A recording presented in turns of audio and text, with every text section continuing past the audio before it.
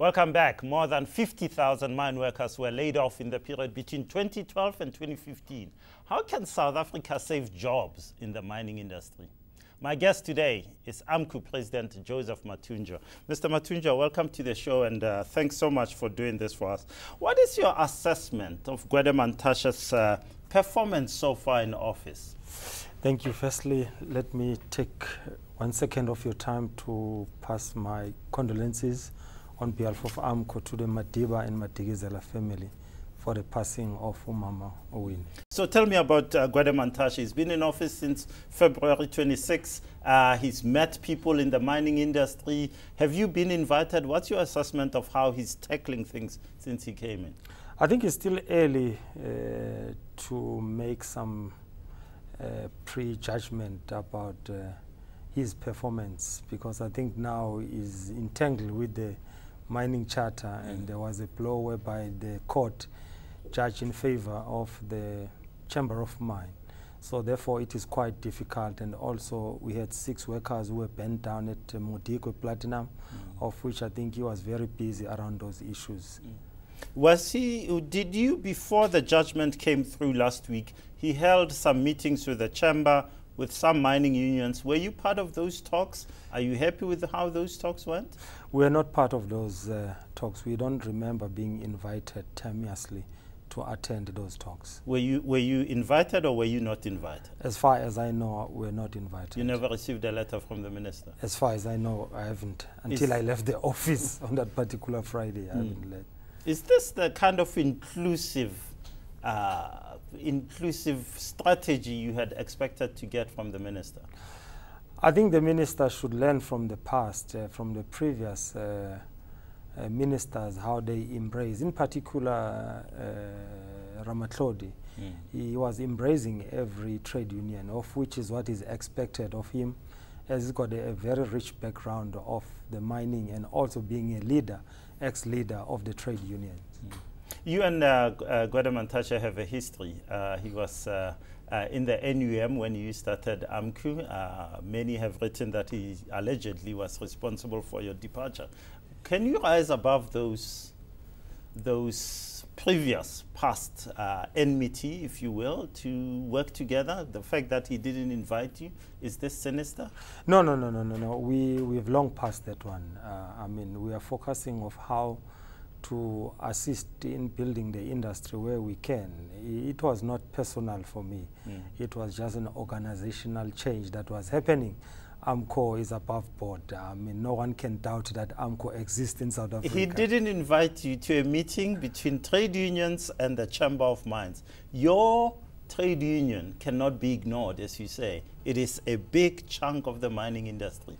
Isn't that the pettiness that bedevils this I think they've corrected, because tomorrow we do have a stakeholder meeting. The principals will be meeting here in Joburg tomorrow. Then we'll take it from there. Did you feel the judgment you referred to around the mining charter says the once empowered, always empowered rule stays in place, that there's no need for change? Do you think Gwede Mantashe, would you be an amicus if he challenged that in court? I think that will be proper if we are moving with the narrative of radical economic transformation.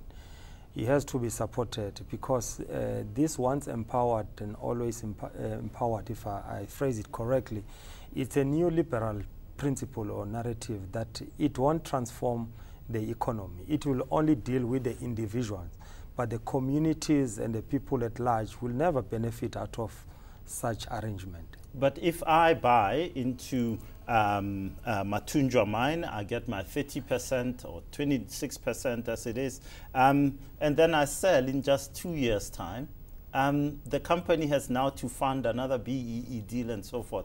Isn't that a problem in itself, that people do these deals and then they run off after they make a lot of cash? Yes, but remember, while they adopted this, it was good for them.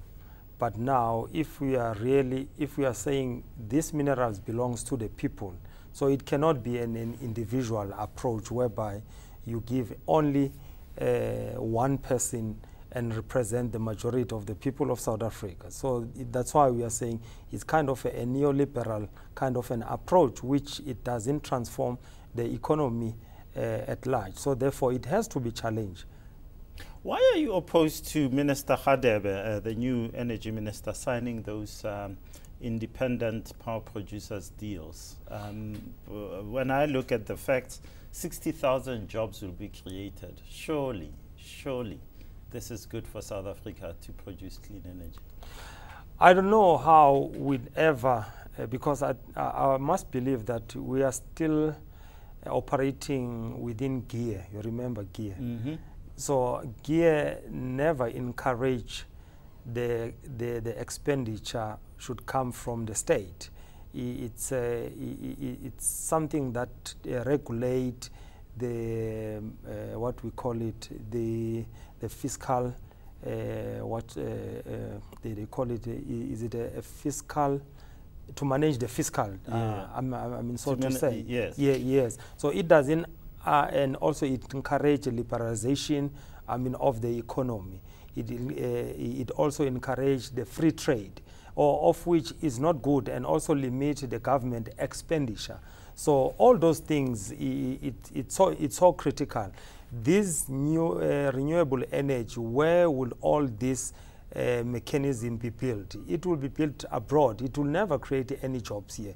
So, and also it must have a transition of how do we deal with the current employees who are working in this power station, who are working in the coal mines. But so the minister points out that many of them will be accommodated in these new industries and so but on. They cannot be accommodated while he's talking to himself in the boardroom. He had to be inclusive. He has to take us into confidence. Hence, we are saying, in as much that we are not anti-transformation or transition, but that transition should be dealt accordingly with sensitivity it deserves.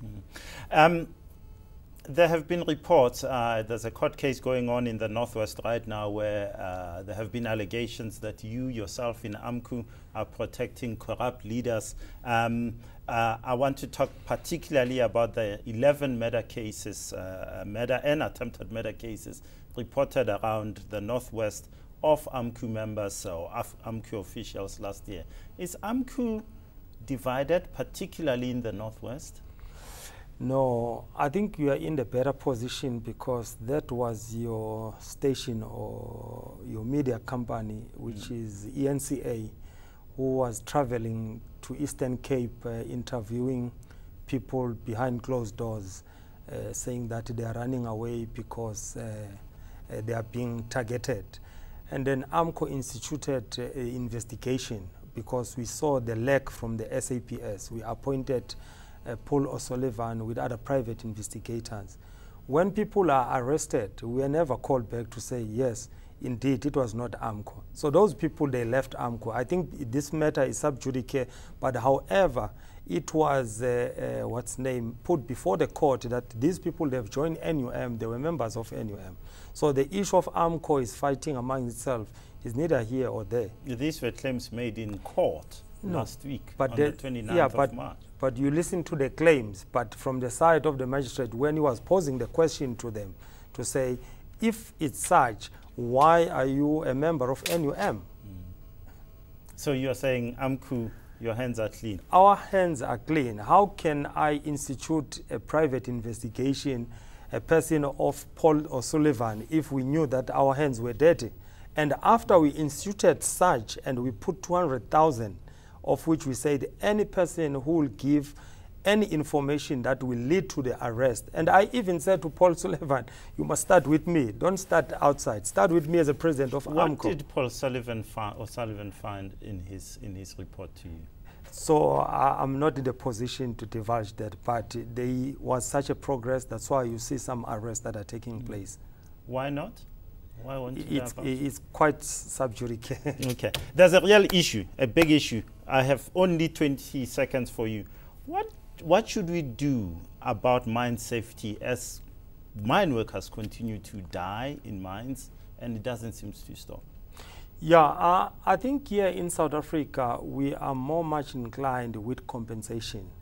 We believe that the companies are not spending much in prevention. So if it's compensation, it's a low wages scenario.